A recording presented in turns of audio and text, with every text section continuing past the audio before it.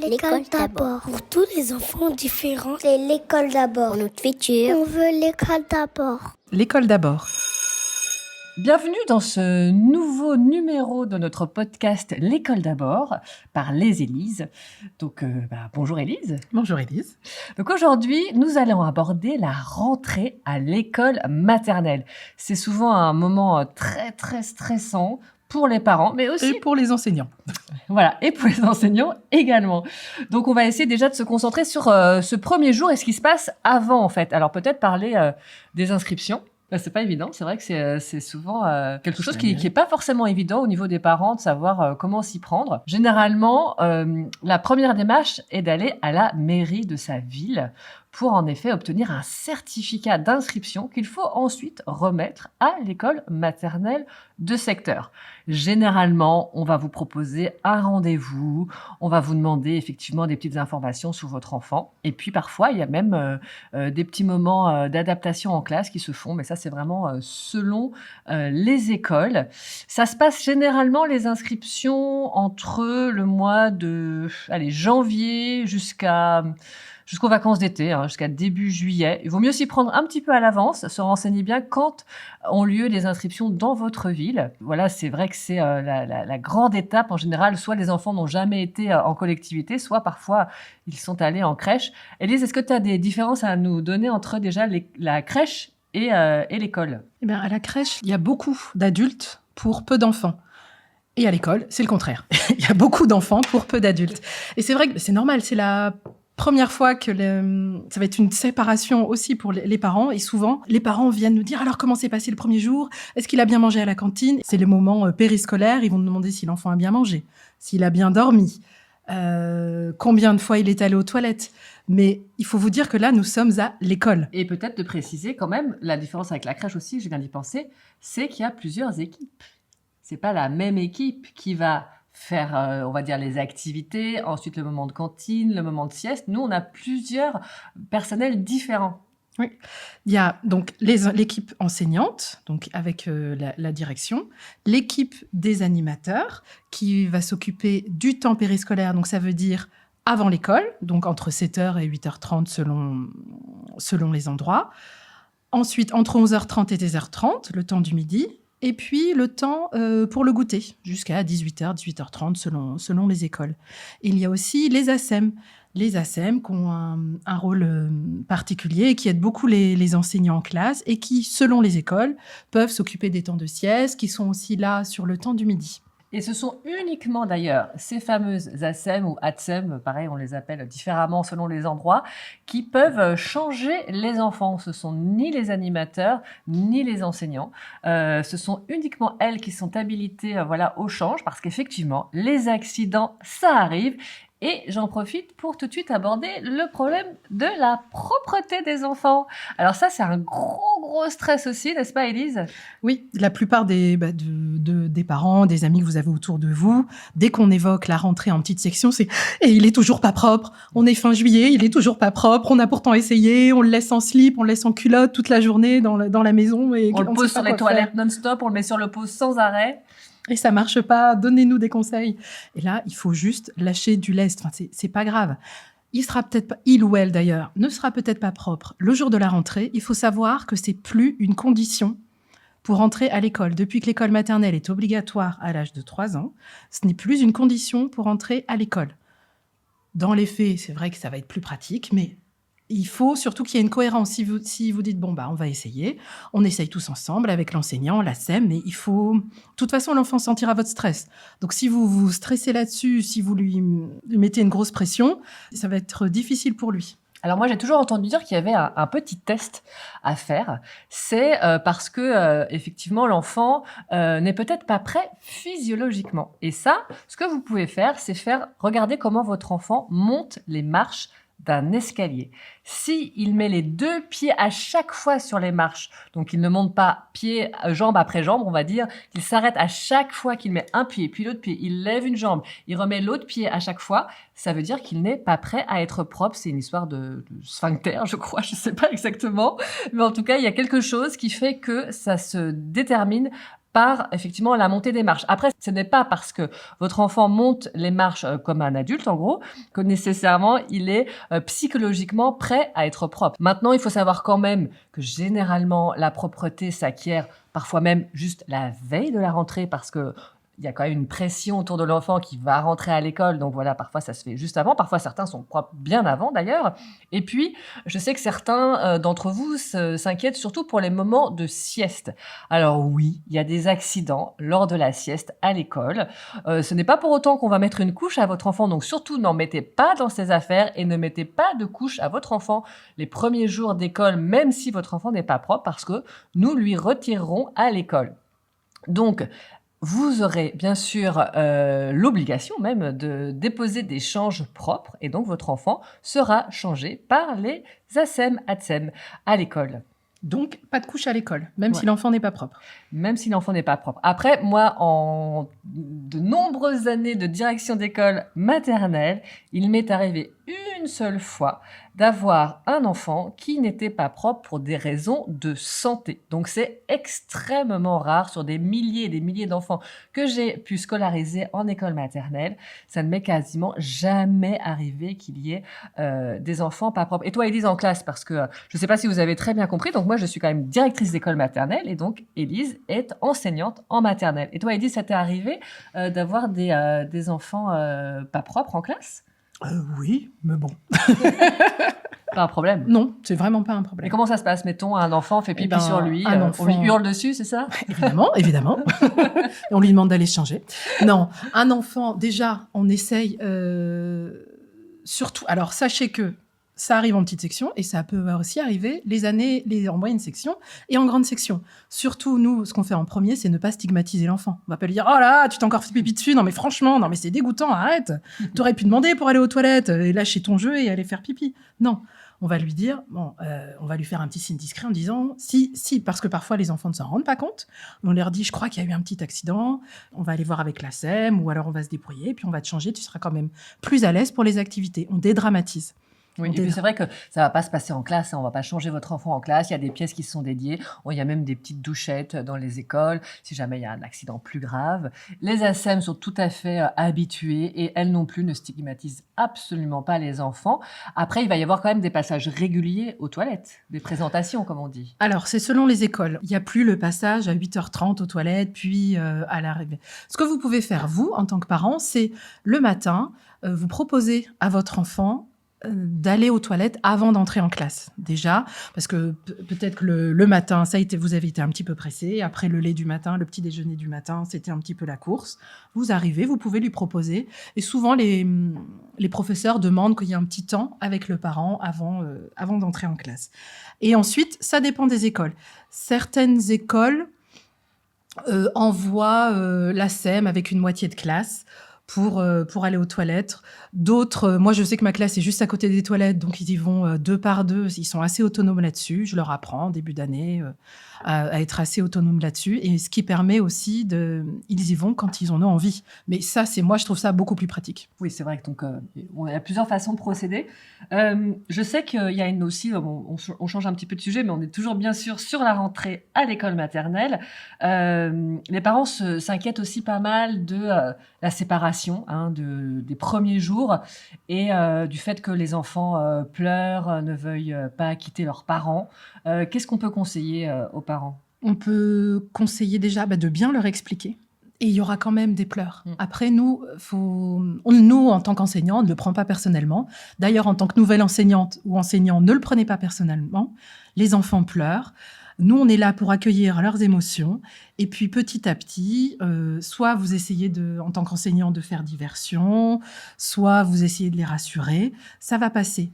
Il y a certains enfants ne pleurent pas le premier jour, mais le deuxième et troisième jour, ça y est, ils se mettent à pleurer parce qu'ils ont compris que finalement, la rentrée, c'était pas une journée qu'ils allaient devoir aller à l'école tous les jours. Donc, les parents, c'est pas parce que la première journée se passe bien que votre enfant ne pleurera pas le lendemain. C'est ça. Et puis, il n'y a pas de règle, effectivement. Un enfant peut ne pas pleurer, en effet, mais on va dire que généralement, les enfants pleurent et c'est tout à fait sain de pleurer. C'est important de le rappeler. On voit aussi parfois des parents qui repartent en pleurant. Alors, surtout, un conseil aux parents, n'ayez aucune honte d'avoir une petite larme ou même de pleurer en sortant de l'école en ayant les laisser votre enfant. C'est tout à fait normal et au contraire, c'est sain. Ça fait du bien parfois de pleurer. Donc les enfants, c'est pareil. Après, il faut que vous sachiez que c'est très rare un enfant qui va continuer à pleurer non-stop. Souvent, ça va être effectivement au moment du départ des parents, parfois au moment de changer d'endroit, parce que les changements de lieu sont toujours un petit peu inquiétants. Maintenant, il faut savoir qu'à l'école maternelle, on met en place justement des choses très ritualisées. Donc les premiers jours, c'est un peu la découverte, mais très vite, ils vont prendre l'habitude d'aller dans la salle de motricité, d'aller dans la cour de récréation, d'aller dans la cantine, etc. Et ils vont au contraire aimer par la suite ces déplacements qui au début peuvent être source effectivement de pleurs. On va donner quelques conseils maintenant aux enseignants aussi qui nous écouteraient pour éventuellement justement un petit peu mieux gérer ces moments de séparation. Donc Élise, tu avais quelques petits conseils. Oui, dans l'école, ce qu'on fait depuis quelques années, mes collègues et moi, on prend une photo de l'enfant avec sa famille le jour de la rentrée. Ensuite, on la décore, on la plastifie. Et ce qui fait que l'enfant, quand il a un petit coup de mou, un petit coup de blues dans les jours qui suivent, ou même toute l'année, il peut sortir sa petite photo, il peut aller avec en récréation si ça le rassure. Ça fonctionne assez bien.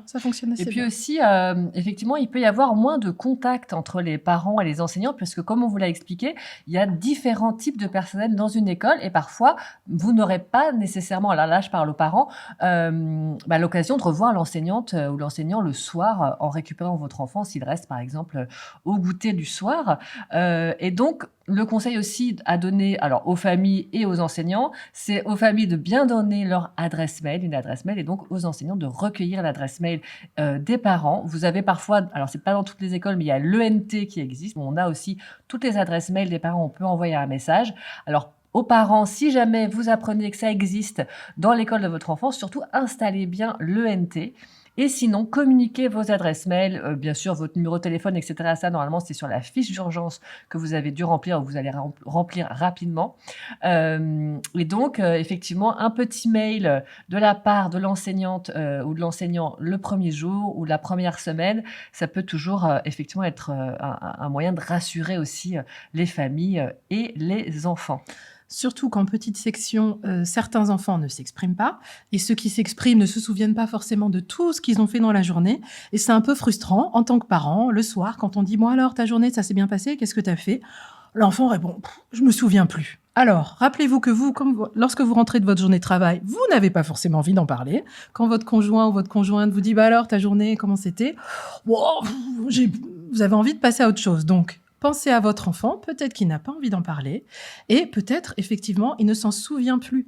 En petite section et en maternelle, la journée est assez rythmée. On va souvent fonctionner par moments de 20 à 30 minutes, ce qui fait de nombreux moments dans une journée. C'est pour ça qu'en tant qu'enseignant, ce que vous pouvez mettre en place, effectivement, c'est soit un bloc photo, soit des photos régulières dans le cahier de vie. Moi, ce que je fais, c'est un petit reportage vidéo une fois par semaine pour les parents. Ça me prend 1 heure et c'est assez parlant pour les parents, même si c'est certains événements de la journée, ça dure 3 minutes et ça permet d'illustrer un peu tout ce qui s'est passé dans la semaine. C'est vrai que le repérage spatio-temporel d'un enfant jusqu'à 7-8 ans, c'est extrêmement compliqué pour eux, ne serait-ce que de se situer dans une journée. C'est vrai que nous, on voit les enfants souvent l'après-midi, ils ne sont pour beaucoup pas capables de nous dire qu'on est l'après-midi, qu'ils ont déjà déjeuné. Certains nous demandent est-ce que c'est l'heure de la cantine, alors que non, la cantine a déjà eu lieu. Donc voilà, ayez vraiment, vous en tant que parents, ce regard et puis surtout ce recul de vous dire qu'en fait votre enfant effectivement est souvent pas du tout capable de vous dire ce qu'il a fait dans la journée, ou alors des petites bribes, il va vous dire 1 ou 2 choses et puis finalement effectivement il aura vécu tellement de choses qu'il sera soit trop fatigué pour vous les raconter, ou en effet tout simplement pas capable de vous les raconter. Alors on avait un autre conseil à donner aux parents, c'est lorsque le matin vous déposez votre enfant dans la classe. Alors qu'est-ce qui est le mieux de faire? C'est de rester? Qu'est-ce qu'il faut faire, Élise? Selon les écoles, certains enseignants ou enseignantes demandent de rester. Les parents peuvent entrer dans la classe, peuvent faire un petit jeu avec leurs enfants. Ça dépend vraiment du projet des écoles. D'autres, l'accueil se fait à la porte, l'enfant entre, dit au revoir à ses parents et le parent repart. Ça dépend vraiment. Donc, renseignez-vous, par exemple, lors de la réunion d'inscription. Vous pouvez demander à la direction ou au personnel enseignant comment ça se passe. Comme ça, vous préparez aussi votre enfant. Sachez que dans tous les cas, que vous puissiez entrer dans la classe ou pas, lorsque vous partez, prévenez votre enfant. Ne partez pas sur la pointe des pieds, parce que après, l'enfant, s'il se redresse et qu'il voit plus son parent et que vous ne l'avez pas prévenu, c'est là où il va se mettre à pleurer. Donc vraiment, prévenez votre enfant en lui disant « je pars », quitte à ce que ce soit difficile, quitte à ce que nous, enseignants ASEM, on rassure l'enfant, on le tienne avec nous en disant « écoute, là, papa ou maman, tes parents vont partir et tu restes avec nous. Là, c'est un petit peu difficile, tu es triste, tu as le droit d'être triste, mais on est là, on va être avec toi. » Et surtout, lorsque vous partez, ne revenez pas. Parce qu'on a déjà eu plusieurs fois le cas où les parents, après avoir dit au revoir, reviennent et on avait un peu réussi à calmer l'enfant et là, c'est reparti pour un quart d'heure. Tout à fait. Et c'est vrai que ce qu'il faut en comprendre, c'est que votre enfant, voilà, ça va être normal. Effectivement, il risque fortement de pleurer à la rentrée. Alors, c'est valable aussi d'ailleurs pour les rentrées en moyenne section et en grande section. Il n'y a aucune inquiétude à avoir si votre enfant, en début d'année scolaire, par exemple, dans les classes supérieures, pleure un petit peu. Il n'y a aucun souci pour ça. Et puis, se rappeler aussi que ça va recommencer notamment après les week-ends, après les vacances scolaires, quand il y a eu des coupures assez longues. C'est vrai que pour les enfants, c'est quand même quelque chose qui leur demande au niveau émotionnel beaucoup de ressources, de quitter leurs proches. Et donc, c'est tout à fait normal d'être émotif et de pleurer à ces moments-là. On a aussi, parce qu'on a un petit peu demandé autour de nous ce qui inquiétait le plus les parents ou aussi les questions qu'ils avaient. Et donc, on a souvent la demande de savoir comment préparer les enfants, notamment au cours de l'été ou des quelques mois qui précèdent la rentrée, comment on les prépare, qu'est-ce qu'on peut leur apprendre. Alors c'est vrai qu'on sait que l'alphabet et la comptine numérique, donc compter 1, 2, 3, 4, 5, 6, 7, 8, 9, 10, etc., sont des choses que les parents essaient d'apprendre à leurs enfants avant qu'ils rentrent à l'école. Et justement, on va demander à Élise ce qu'elle en pense. Arrêtez, s'il vous plaît. Arrêtez l'alphabet. Parce qu'en plus, après, les enfants, quand ils viennent à l'école, ils ont l'impression que être à l'école, c'est apprendre la petite comptine de l'alphabet. Pour eux, donc c'est ABCD, c'est bon, je sais les lettres, je sais lire. Donc finalement, on les installe dans une mauvaise interprétation, une compréhension de ce qu'est l'école. Non, vraiment, jouez. Jouez avec votre enfant, ressortez. Et alors après, voilà, est-ce que vous êtes plus à l'aise avec des jeux d'imitation, donc c'est-à-dire jouer à la poupée, jouer à la marchande. Si vous êtes plus à l'aise avec ça, jouez. Comme ça, vous parlez avec votre enfant. Dans le jeu, vous pouvez instiller plein de notions. Par exemple, est-ce que tu peux... On a 3 poupées là. On va faire le repas pour 3 poupées. Est-ce que tu peux m'apporter 3 assiettes? Là, ça a du sens. Et vous parlez en plus avec votre enfant, donc vous travaillez le langage. Si vous êtes plus à l'aise avec des jeux de société, jouez, faites des jeux de société. Voilà, et puis c'est vrai que les jeux de société, les jeux d'imitation, ça apprend énormément. On ne se rend pas compte, mais finalement, ce qu'on veut développer chez les enfants à cet âge-là, c'est le langage déjà. Donc le langage, rien de mieux. Donc bien sûr, on évite les écrans au maximum, bien qu'on sait qu'à des moments, on ne peut pas faire autrement, mais si possible, on évite autant qu'on peut, voire pas d'écran du tout, si possible. Et puis, le fait de parler avec votre enfant, de jouer, de faire des jeux d'imitation. Donc, quand on dit effectivement jeu d'imitation, c'est tout simplement, effectivement, si votre enfant dans sa chambre ou dans votre logement a une cuisine, a un garage, a des déguisements, vous pouvez tout à fait jouer avec lui, ne pas le laisser jouer seul, et puis lui parler, lui apprendre des nouveaux mots. Ça développe énormément le langage. Et puis, les jeux de société, les jeux de memory, les jeux de loi, les jeux en fait finalement simples, les mistigris, etc. Vous pouvez commencer avec votre enfant, je pense, dès l'âge de 3 ans, certains jeux sont tout à fait faisables, des jeux de société. Et puis, vous allez voir que votre enfant va adorer cela et ça va lui permettre d'apprendre notamment les mathématiques, la logique. Et la frustration, l'apprentissage de la frustration pour les jeux de société. Parce que oui, parfois on perd. Il y a des jeux coopératifs, il y a des jeux qui ne le sont pas et on apprend à perdre. Voilà, c'est vrai que c'est très important cette notion et c'est quelque chose qu'ils vont apprendre à l'école. Ils vont jouer, ils vont gagner, ils vont perdre, ils vont devoir jouer ensemble et ensemble arriver à obtenir un résultat à plusieurs. Et ça, c'est très compliqué pour les enfants tout petits parce que l'empathie ne se développe que vers 4, 5, plutôt 5 ans, 5, 6 ans même. Donc, au départ, les enfants, ils sont très égoïstes et c'est tout à fait normal dans le développement de l'enfant. Et c'est justement main dans la main avec l'équipe enseignante et les parents que nous arrivons à développer l'empathie chez les enfants et donc à supporter la frustration de perdre, à vouloir coopérer avec d'autres pour réussir. Mais donc, revenons à ce que nous disions avant. Donc oui, ça n'a aucun sens. Bien sûr qu'il faudra apprendre le nom des lettres, mais effectivement, laisser aux enseignants et aux enseignantes cette expertise pédagogique et notamment de bien comprendre que nous, ce qu'on va surtout s'attacher à faire à l'école, c'est apprendre le son des lettres et des phonèmes et non leur nom, même si ça reste important.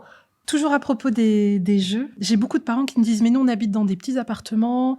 L'enfant, quand il se réveille le matin, il fait beaucoup de bruit. Après, les voisins tapent parce que on peut pas jouer. Enfin, ça fait trop de bruit. » Alors moi, ce que je conseille dans ces cas-là, à la place de la télé, il existe maintenant de nombreuses boîtes à histoires qui sont... Il y a des prix, souvent il y a des soldes, donc finalement vous ne vous en sortez pas pour très cher. Et l'enfant peut écouter des histoires, il n'y a pas d'écran, il est autonome là-dessus, donc s'il se réveille avant vous, et puis il peut écouter des petites histoires tranquillement dans son lit, dans sa chambre. Il existe même des casques si votre enfant dort dans la chambre avec ses frères et sœurs. Et vraiment, c'est une bonne alternative aux écrans. Donc ce sont des boîtes à c'est quoi histoire. en fait? C'est très simple d'utilisation. Dès l'âge de 2 ans, même dès pour les bébés, ils ont des boîtes qui secouent et donc ça lance une histoire ou une petite comptine. Et puis quand on a 2-3 ans, c'est des boîtes toutes simples en plastique avec une molette, quelques boutons et l'enfant peut choisir l'histoire qui va lui être racontée. Alors c'est vrai que, en effet, ça c'est extrêmement pertinent et ça permet justement de se passer d'écran. Il faut savoir que tout ce qui est histoire lue sans écran, ça développe énormément l'imaginaire. Malheureusement, dès qu'il y a un écran associé, en fait, justement, ça coupe l'imagination des enfants et c'est une forme de passivité extrême des enfants devant les écrans. Revenons maintenant sur l'apprentissage de l'alphabet et des chiffres avant la rentrée. Donc, pourquoi on vous déconseille de le faire? Elise va vous expliquer. Déjà, on va commencer donc par les lettres de l'alphabet. Pourquoi est-ce que c'est contre-productif d'apprendre l'alphabet à son enfant? Parce que souvent, l'enfant va penser que c'est une petite chanson, ou alors il va pas du tout mettre du sens. Nous vous conseillons d'attendre la réunion de rentrée. Il y a une réunion de rentrée dans toutes les écoles de France qui se fait dans les 15 jours. Donc, l'enseignant va vous expliquer comment il fonctionne dans la classe. Il ou elle fonctionne dans la classe. Et là, vous allez pouvoir lui poser les questions. Comment est-ce que je lui apprends les lettres de l'alphabet? Est-ce que vous commencez d'abord par le son ou par le nom des lettres? Est-ce qu'il y a une progression? Vous ne prendrez pas la place de l'enseignant, mais vous pouvez lui demander ce que vous pouvez faire à la maison pour l'aider. Concernant les chiffres, la comptine numérique? Arrêtez de leur apprendre à compter J'ai certains enfants qui savent compter de 1 à 30, puis quand on leur dit « Et alors après 2, c'est quoi ?» Ils sont pas capables de répondre parce qu'ils n'ont pas compris cette notion de quantité. Donc vraiment, n'hésitez pas. Et pareil pour les grandes sections. Ils ont envie d'écrire comme des grands en attaché. Demandez au professeur. Moi, j'ai des parents, maintenant, ils ont le réflexe. Ils me disent, écoutez, il va absolument écrire son prénom en attaché. Qu'est-ce que je fais? Est-ce que je lui montre? Dans ces cas-là, je dis, écoutez, moi, je vois avec lui en classe. Et après, je vous dis, ou je prends un instant avec les parents pour leur montrer comment moi, je fais en classe pour qu'il y ait une cohérence. Ok. Donc, c'est vrai que... ce qu'on peut quand même peut-être vous conseiller, c'est en ce qui concerne les chiffres, quand vous jouez avec votre enfant, effectivement, vous pouvez tout à fait demander à votre enfant d'aller vous chercher 2 petites voitures, et puis ensuite, tiens, il y en a pas assez, tu peux m'en apporter encore 3, et vous pouvez les compter ensemble, par exemple. Ça, ce sont des jeux, tout simples, mais en tout cas, ne vous mettez aucune pression, parce qu'effectivement, vous êtes là pour éduquer vos enfants et nous sommes là pour leur apprendre. Même si, effectivement, vous aurez aussi plein de choses à leur apprendre, bien évidemment, mais toujours sous une forme parentale, sous une forme ludique, d'expérience, de sortie, etc.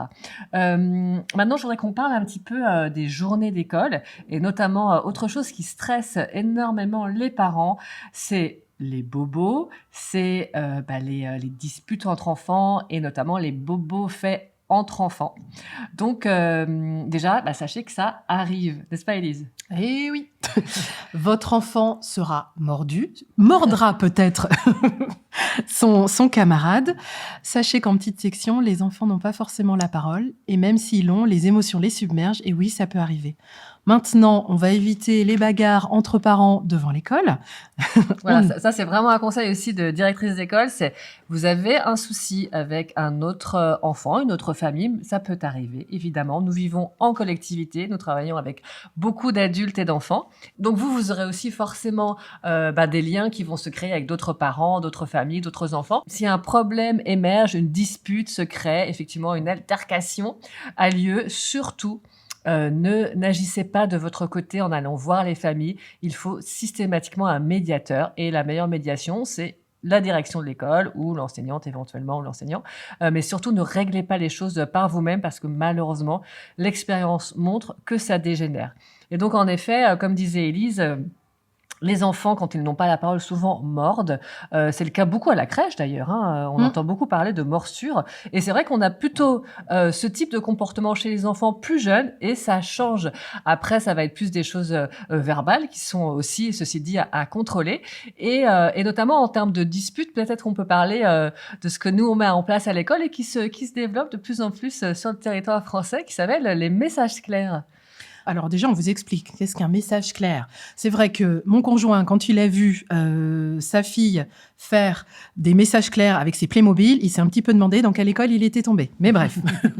Donc, un message clair, vous imaginez 2 personnes face à face qui se mettent la main sur l'épaule, le contact physique. Alors, on est bien chez des petits, c'est parfois un peu compliqué, mais on veut juste établir un contact vraiment eyes to eyes, enfin, qui se regardent dans les yeux et qu'ils essayent d'expliquer leurs problèmes sans se hurler dessus. Donc, c'est très ritualisé et au départ, les adultes, nous sommes là pour les aider, pour formuler à la place quand les petits ne savent pas parler. C'est « je n'ai pas aimé quand ». Par exemple, « je n'ai pas aimé quand tu m'as poussé ».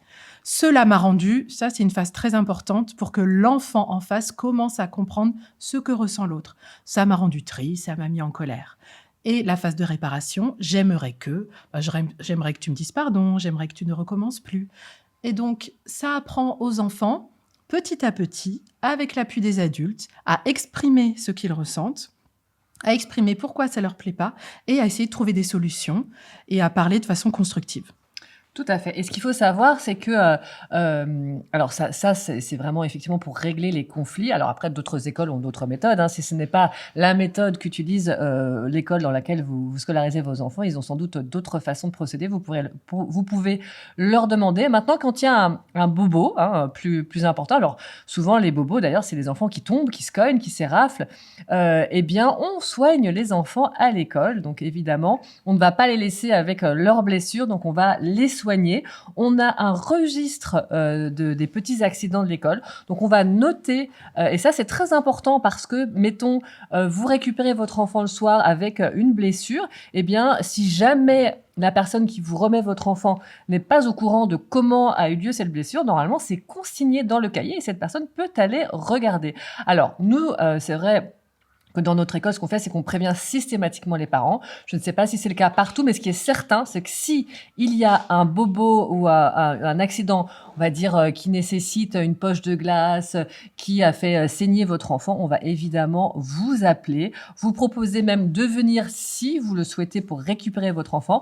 Et bien sûr, si on considère que l'accident est assez grave, on va vous demander de toute façon de venir. Si on peut vous rassurer, c'est que tout de même très rare que, bien évidemment, ce qui vous inquiète, qu'on appelle le SAMU, ça arrive très très rarement.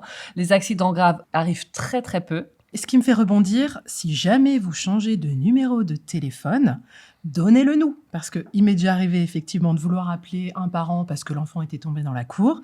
Et là, je me rends compte que le numéro qu'on nous a donné en début d'année ne fonctionne plus. Donc, dès que vous changez de numéro de téléphone, informez votre école. Oui, tout à fait. Ça, c'est vrai que c'est vraiment important d'avoir les numéros parce qu'en général, c'est uniquement pour vous rassurer. Très souvent, on appelle les familles en disant « Ne vous inquiétez pas, on vous appelle juste pour vous prévenir. Votre enfant, voilà, c'est égratigné le genou. C'était pour que ce soir, vous ne soyez pas surpris. » Donc, c'est vraiment en général les numéros de téléphone. Quand on vous contacte, c'est vraiment juste pour vous rassurer. Comme je vous disais, c'est très, très rare qu'il y ait des accidents graves dans les écoles. C'est vraiment pas lieu. La première cause d'accident des enfants sont les accidents domestiques, donc qui ont lieu à la maison et donc pas du tout à l'école. Donc surtout soyez rassurés, vos enfants sont parfaitement protégés à l'école. Il arrive également qu'un tout petit sache pas encore dire quand il est tombé, quand il s'est fait mal. S'il vous en parle le soir, n'hésitez pas à venir voir l'enseignant le lendemain en disant « Je crois qu'il est tombé, il n'a pas osé vous le dire ». Comme ça, nous, on redoublera d'attention. Évidemment, on ne peut pas tout voir dans la cour. On a beau être nombreux, on a beau regarder, surveiller les enfants, on ne peut pas tout voir. Donc, si vous voyez que c'est assez récurrent, qu'il est tombé et qu'il n'a pas osé vous le dire, n'hésitez pas à venir nous en parler. Voilà, c'est vrai que on ne peut pas tout voir. On est souvent quand même très nombreux en cours de récréation. Les enfants jouent en général très sagement, courent partout, hein, ceci dit, parce que c'est vraiment un moment où ils se défoulent et c'est un moment en général qu'ils apprécient énormément. Donc il y a effectivement des petites bousculades sans faire exprès, évidemment.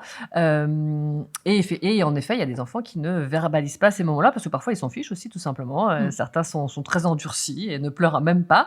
Toutefois, si vous constatez des blessures chez votre enfant, effectivement, il faut en parler à l'équipe enseignante. Alors, on va peut-être aborder maintenant aussi le sujet vraiment récurrent. On en fera sans doute un sujet de podcast beaucoup plus long, mais on va en parler un tout petit peu, celui du harcèlement scolaire et notamment, je sais que les parents se demandent si ça existe à l'école maternelle. Alors oui, les situations d'intimidation existent et effectivement, on nous apprend, nous, enseignants et direction d'école, à les repérer. Surtout, si votre enfant vous parle de quelque chose, venez voir l'enseignant. Ne le gardez pas pour vous en disant de toute façon, il faut qu'il apprenne, c'est comme ça à l'école, il faut qu'il s'endurcisse. Venez nous voir, venez en discuter avec nous. C'est vrai que la communication, c'est vraiment la clé. La communication entre toutes les parties, que ce soit avec votre enfant avec nous et vous et les périscolaires. Donc, périscolaire, c'est tout ce qui est animation, etc. Donc oui, je rappelle juste que, en général, alors c'est pas du tout pareil dans les grandes villes et dans les plus petites villes sur le territoire français, quel que soit l'endroit finalement. Parce que vous avez les écoles où tout ce qui est donc cantine, goûter, bon ça en général c'est quand même dans l'école, mais vous avez aussi le centre de loisirs. Le centre de loisirs, donc c'est le mercredi et pendant les vacances scolaires. Donc c'est vrai que selon la ville où vous vous trouvez en France, vous pouvez avoir le centre de loisirs à l'intérieur de votre école ou ailleurs, complètement dans un autre endroit, un lieu dédié aux activités donc d'animation centre de loisirs. Et effectivement, selon l'équipe d'encadrement de votre enfant, il peut y avoir des situations d'intimidation qui auront plus lieu, que ce soit sur le temps scolaire ou donc sur le temps périscolaire, il n'y a pas de règle. Mais effectivement, le plus important, c'est toujours de communiquer. Donc même si ça a lieu sur un temps de centre de loisirs qui n'a donc pas eu lieu à l'école, mais qui a eu lieu avec des enfants, effectivement, de l'école ou votre enfant en l'occurrence, venez aussi en parler à l'équipe de l'école, à la direction de l'école, parce que nous serons peut-être plus à même, effectivement, de pouvoir vous aider et surtout de nous mettre en relation avec les animateurs et de travailler tous ensemble. C'est vraiment ça qu'il faut retenir, c'est toujours communiquer de façon à ce qu'on règle les soucis collégialement et pas chacun seul dans son coin parce que ça n'apporte en général rien de bon.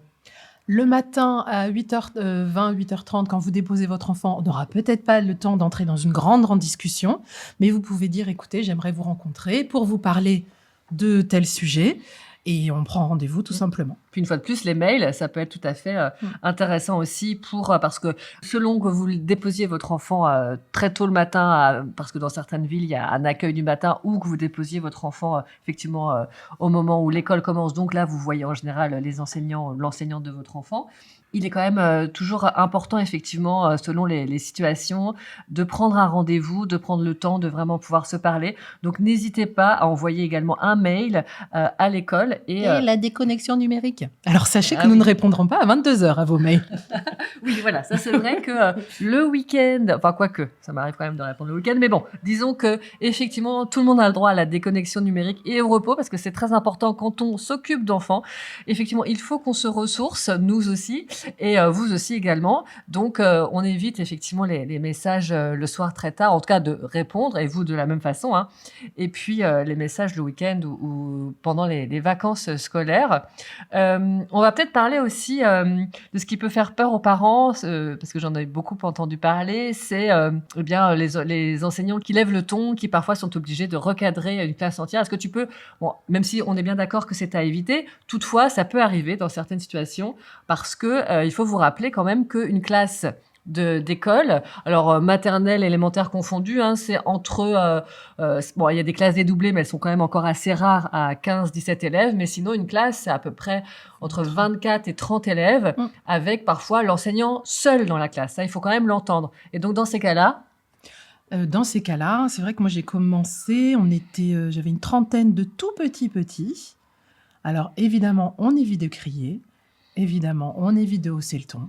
Sachez que ça peut arriver, et dans ces cas-là, on dit excusez-moi. Enfin, on est tous humains de toute façon. Il faut être bienveillant envers tout le monde. On leur dit excusez-moi, là j'ai un peu haussé le ton, mais là, soit il y a un danger, soit oui, puis ça peut arriver de perdre son calme, hein, comme Ouais. vous, j'imagine, parents, ça peut vous arriver de perdre votre calme avec votre enfant. On fonctionne de la même façon, c'est-à-dire on est effectivement aussi sensible, qu'on soit à la maison ou qu'on soit à l'école, on est sensible au bruit, aux voix qui s'élèvent aussi au niveau des enfants. Et effectivement, si par exemple le volume sonore est extrêmement élevé et que on sait très bien que les enfants vont adopter le volume sonore de l'adulte, c'est-à-dire c'est pour ça, et vous aussi à la maison, c'est un conseil, si vous baissez votre propre volume sonore, normalement, votre ou vos enfants s'adaptent au vôtre. Maintenant, il peut y avoir des moments de tension, des enfants qui sont très fatigués et qui ne vont pas respecter cela. Et parfois, on est obligé de hausser un petit peu le ton avec les élèves, même si ce n'est pas ce qu'il faut faire, on est bien d'accord. Mais voilà, ça peut arriver. Et ça permet, alors il y a d'autres façons de faire, on peut aussi agiter une cloche, on peut aussi avoir un buzzer, on peut avoir différentes choses qui permettent aux enfants on recapte leur attention, on peut faire un petit temps de relaxation. Une petite chanson aussi. Voilà, il existe des petites comptines, des chansons pour ramener les enfants vers un moment de concentration, ou au contraire se dire que c'est peut-être un moment où il faut un petit peu lâcher du lest et peut-être proposer effectivement une chanson, un moment de relaxation, un jeu, aller courir un petit peu dans la cour, enfin voilà. Faire classe dehors. Voilà, la classe dehors, on en parlera. C'est très intéressant également et je pense que ça intéresse beaucoup de personnes et de parents et aussi d'enseignants. Alors, on a parlé séparation, on a parlé pipi, on a parlé Bobo. de bobo. Donc, séparation, pipi, doudou, tétine. Oui, tout à fait, on allait oublier. Bon, on t'écoute, Élise, là-dessus. Doudou, tétine. Là, on vous pose un peu des problématiques et après, il faut que vous demandiez comment ça se passe dans l'école. Nous, on trouve assez pratique d'avoir le doudou de la maison et le doudou de l'école. Ça évite, à 4h30, de chercher le doudou partout, sous les bancs de l'école, sous les bancs de la classe, sous les bancs de la cour, ou derrière le radiateur du dortoir. Et oui, ça m'est arrivé aussi. Ou dans les toilettes, ou voilà. Ça nous évite de courir un peu partout. Mais c'est bien d'avoir un doudou à l'école, un doudou à la maison, de même pour la tétine. Alors c'est vrai que la tétine, bon évidemment, on est bien d'accord, c'est plein de germes, ils l'ont dans la bouche. En général, il y a des petites boîtes à tétine. Généralement dans les écoles, je pense que c'est un petit peu la règle, mais c'est pas effectivement il y a des écoles qui interdisent totalement la tétine. Donc surtout ça, effectivement, demandez bien parce que ça veut dire que vous avez l'été quand même là pour un petit peu préparer votre enfant. En fait, il n'aura pas de tétine à la sieste. Et sinon, c'est progressif. C'est vrai que nous dans l'école, c'est jusqu'aux vacances de Noël. Donc après, effectivement, il n'y a plus de tétines. Dans un premier temps, elles sont dans une boîte. Alors, vous allez peut-être vous inquiéter, en effet, des virus, etc. Sachez que la tétine n'est pas le problème dans la transmission des virus. Les enfants vont évidemment se transmettre plein de virus. Donc, c'est vrai que c'est peut-être aussi le moment d'aborder les maladies à l'école. Si on en a fini sur doudou tétine, oui. Des tétines. Ah, Et puis nommer. c'est surtout la Aussi. tétine. En maternelle, il y a beaucoup de situations de langage. Donc, avec une tétine dans la bouche, Voilà, on peut parfois laisser la tétine à l'enfant juste le temps de la séparation, si on voit que vraiment c'est très dur, que l'enfant se met dans un état pas possible, etc. Donc oui, on peut parfois laisser un petit peu la tétine. Enfin, peut-être qu'il y a des enseignants qui écoutent et qui sont horrifiés par ce que je suis en train de dire. Ils osent certainement pas. Bon, laissez-le nous d'ailleurs en avis si vous pensez qu'il faut surtout pas faire ça. Mais on va dire qu'en tout cas, mon point de vue, c'est de dire que voilà, si l'enfant vraiment est en souffrance, on va dire au moment de la séparation, qu'il a l'habitude d'avoir une tétine, pourquoi pas lui laisser quelques quelques instants, mais effectivement, après, il faudra tout de même qu'il la retire pour les apprentissages, en particulier, effectivement, langagier. Et puis, pensez bien aussi à nommer, à mettre une étiquette, que ce soit sur le doudou aussi, même si l'enfant va le reconnaître, mais on sait jamais. Il pourrait y avoir un enfant qui apprécie particulièrement le doudou de votre enfant et qui lui prenne, et que nous, adultes, ne sachions plus si ça lui appartient bien. Donc, vraiment, pensez à noter le nom sur tous les habits, y compris les pulls, les pantalons, parce que votre enfant à la sieste, souvent, ils enlèvent leurs pantalons, leurs bas, ils dorment en culotte ou en slip ou boxer, je ne sais pas. Mais marquez tout, parce qu'un enfant de petite section ne reconnaît pas son pantalon. Voilà, donc parfois Voilà. vous allez le voir avec le pantalon de quelqu'un d'autre, mais si c'est bien marqué avec le prénom de l'enfant à qui cela appartient, on pourra effectivement rendre à César ce qui appartient à César. Et on fait un maximum, mais nous ne sommes pas responsables des habits de votre enfant. Donc, il pourra y avoir des pertes, il pourra y avoir de la peinture dessus, il pourra y avoir de la terre dessus, et ce n'est pas grave. Ne l'habillez pas en Burberry, c'est tout ce qu'on vous demande, à moins que... Enfin, c'est pas la peine d'avoir des vêtements de marque ou des vêtements... votre enfant se salira, ça veut dire qu'il... Il déchirera aussi ses vêtements. Donc effectivement, voilà, soyez préparés. C'est-à-dire que si vous voulez l'habiller avec des vêtements coûteux, ayez en tête qu'il risque de les abîmer. Donc peut-être gardez-les pour les sorties du week-end ou les vacances. Mais effectivement, il risque d'abîmer ses habits. Il y a beaucoup d'activités à l'école. Il va faire énormément de choses, découvrir plein de nouvelles choses. Donc en effet, il risque de se salir, de se déchirer des vêtements. Donc voilà, ayez ça en tête. Et effectivement, donc oui, marquez. Vous avez, ça se trouve dans le commerce, vous n'êtes pas obligé de faire, vous savez, les petites étiquettes qu'on va coller avec le fer à repasser. C'est vrai que c'est assez fastidieux, mais pourquoi pas, hein. Après, vous avez tout simplement des marqueurs textiles. Ça s'achète à peu près partout. Et vous pouvez tout simplement écrire à la main le prénom de votre enfant. Ça peut être une activité que vous faites avec lui. Ça peut être très sympa. Avec lui. Ça peut être très sympa. Et donc, vous marquez effectivement les vêtements, le doudou, voire même la tétine de votre enfant. Si vous Votre enfant. Voilà, vous lui mettez le prénom sur son front. Non, d'ailleurs, en général, en début d'année, on va leur mettre des petites étiquettes parce que, oui, c'est pas non plus évident pour nous de reconnaître forcément les enfants, même si très vite on connaît le prénom de tous les enfants de l'école. Parce que je rappelle aussi une règle qui pour moi est très importante, c'est que certes, il y a des enseignantes et des enseignants pour chaque classe.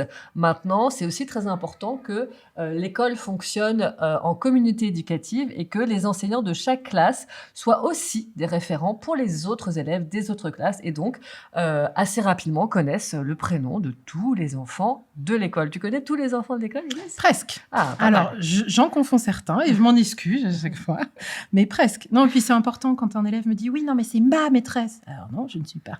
Je suis la maîtresse de tous les élèves de cette école. Voilà, ça c'est Vraiment. vraiment quelque chose. Si des enseignants nous écoutent, nous on trouve que c'est quand même vraiment important d'avoir cette notion de communauté éducative et de rappeler effectivement qu'une école fonctionne bien quand tous les partenaires d'une école, une fois de plus, communiquent et s'entraident et s'écoutent et se parlent.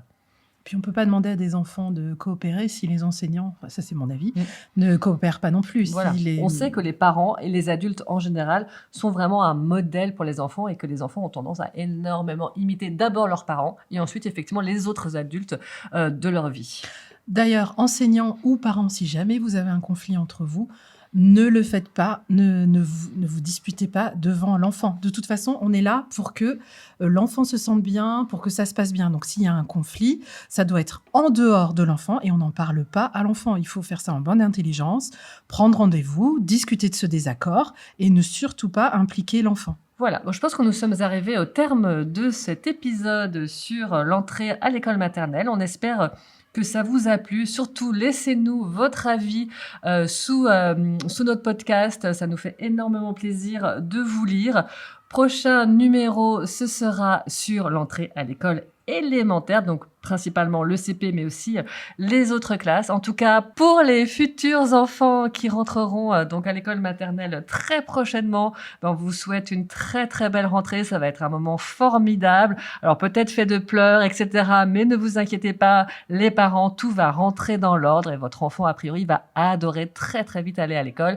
Tu avais une dernière chose à rajouter, Non, Elise ? préparer une boîte de mouchoirs pour les parents, c'est tout. Bon, Elise, à très bientôt dans un nouveau numéro de L'école d'abord, fait par les Élises.